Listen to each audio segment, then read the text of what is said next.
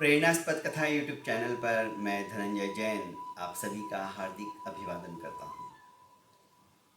दोस्तों, एक लकड़हारे ने भटके हुए राजा को, जो कि जंगल के अंदर शिकार के लिए निकला था, पर रास्ता भूल गया और भटक रहा था, प्यासा था। उस लकड़हारे ने अपने मटकी का ठंडा जल उसे पिलाया। राजा अत्यंत तृप्त हो गया। उस समय वो जो जल था किसी अमृत से कम नहीं लग रहा था, क्योंकि राजा के प्राणों पर आ बनी थी। शीतल मधुर ठंडा जल पीकर राजा अत्यंत तृप्त हो गए। उन्होंने कहा कि हे लकड़हारे, आज तुमने मेरे प्राणों की रक्षा की है। मैं राजा हूं, कभी तुम मेरे राजमहल जरूर आना। लकड़हारे ने कहा ठीक है महाराज। काफी समय पश्चात जब लकड़हारा शहर में गया और राजा के पास जैसे तैसे पहुंच गया, राजा को कहा कि मैं वही लकड़हारा हूं जिसने आपको पानी पिलाया था और आपने कहा था कि राजभवन में जरूर आना।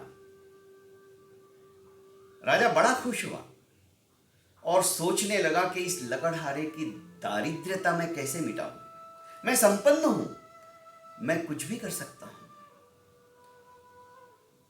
राजा सोच ही रहा था कि इसके हिसाब से इसको काम मिल जाए तो ज्यादा अच्छा। उसने अपना चंदन का बाग पूरा की पूरा उस लकड़हारे को इनाम में दे दिया। लकड़हारा बड़ा खुश हुआ। उस चंदन के बाग में जाकर उसने सोचा कि अब लकड़ियां बेचने का झंझट मिट जाएगा।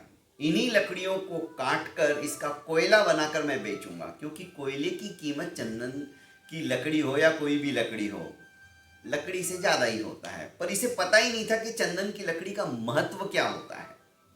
उसने सोचा बस पेड़ है, बहुत सारे मिले हुए हैं, अब तो बस आसानी से मेरी जिंदगी कट जाएगी इन लकड़ियों को काटते काटते। और उसने यही किया। उन चंदन की लकड़ियों को काटता गया और कोयला बनाता गया, और लकड़ी के दाम से 3 गुना ज्यादा, 4 गुना ज्यादा कोयला का दाम उसे प्राप्त होने लगा। दोस्तों, एक दिन राजा ऐसे ही सोच रहे थे, चलो काफी समय हो गया, उस लकड़हारे से मिल के आता हूं और चंदन के बाग का सैर सपाटा भी हो जाएगा। दूर से ही राजा ने देखा कि चंदन के बाग में से धुआं निकल रहा है। राजा बाग के अंदर आए, उस बगीचे में आए, पूछने लगे, भाई तू ये क्या कर रहा है? कि महाराज, आपने तो मेरी जिंदगी संवार दी। प्रतिदिन लकड़ियां काटने का ही काम था और लकड़ियां काटकर मैं बेचता था। अब तो यहीं के यहीं लकड़ियां काटकर उसका कोयला बनाता हूं और बाजार में 3 गुना ज्यादा के भाव से मैं बेच देता हूं। मेरी तो जिंदगी संवर गई। बस अभी तो गिने चुने 5-10 पेड़ बचे हुए हैं। यदि ऐसा ही कोई और बाग मिल जाए तो मेरी तो पूरी जिंदगी आराम से कट जाए। राजा उसकी अभाग्यता के ऊपर तरस आते हुए हंसा और उसने कहा कि रुक जा, एक चंदन की लकड़ी ले खाली और बाजार में इसे बेच कर आ, मैं यहीं पे बैठा हूं। लकड़हारा ने करीब 2 फुट की लकड़ी ली होगी और बाजार के अंदर भागते भागते गया बेचने के लिए। जैसे ही चंदन की खुशबू आई बाजार के अंदर, लोग भागते हुए आए और बोलने लगे, भाई बेचोगे क्या? एक ने कहा मैं इसके 100 रुपया देता हूं, दूसरे ने कहा नहीं मैं 200 देता हूं, तीसरे ने कहा मैं 300 देता हूं, और 300 रुपये हाथ में देकर उसने वो लकड़ी ले ली। चंदन का वास्तविक मूल्य क्या है लकड़हारे को अब पता चला। आया वो भागते भागते राजा के चरणों में गिर गया और कहने लगा, मैं सचमुच में मैं अभागा हूं, अनभिज्ञ था कि लकड़ियां चंदन की है, इसका इतना ज्यादा मूल्य है, वो तो आज लोगों से मुझे पता चला। दोस्तों, अब पश्चाताप करने से क्या फायदा? हमारा ये जो शरीर है चंदन का है। एक एक सांस, ये पूरा उपवन है हमारा शरीर। इसकी एक एक सांस सैकड़ों, हजारों, लाखों चंदन के पेड़ हैं। हम इसको व्यर्थ के अंदर निरर्थक करते चले जा रहे हैं, क्योंकि एक एक साथ जितनी सांसें हमें मिली है उसमें से एक सांस भी हम ना तो घटा सकते ना बढ़ा सकते हैं। हमारी सांसों की गिनती प्रतिदिन, प्रतिपल, प्रतिक्षण कम कम कम होती चली जा रही है।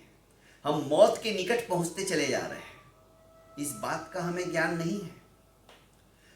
और ऐसी स्थिति में ये अनमोल चंदन हम व्यर्थ की बातों के अंदर, एक दूसरे की निंदा करने में, एक दूसरे की विकथा करने में, एक दूसरे की टांग खींचने में, बुराई के अंदर समाप्त करते चले जा रहे हैं। दोस्तों, ये अनमोल चंदन रूपी जीवन हमें मिला है, उपवन हमें मिला है।